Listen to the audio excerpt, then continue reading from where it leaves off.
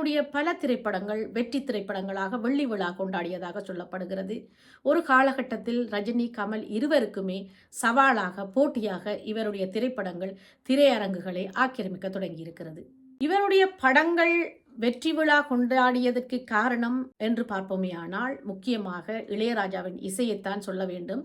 இவருடைய படங்கள் சிறப்பாக இருக்காவிட்டாலும், நல்ல கதை கொண்டு படங்கள் ஆக இருக்காவிட்டாலும், இசையால், பாடல்களால் எங்கள் உள்ளங்களை கவர்ந்து விட்டவர் இசைஞானிதான்.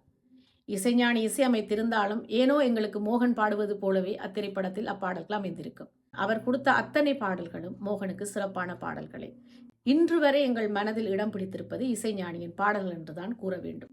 இவர் விதி படத்தில் திருமறையான ஒரு கதாநாயகனாக வந்தாலும் கூட மணிவண்ணன் இயற்றிய 100வது நாளில் முழுவதுமாக நெகட்டிவ் ரோல் எடுத்து நடித்திருக்கிறார் மோகன். அதுவும் அவருடைய துணிச்சலை காட்டுகிறது. வெறும்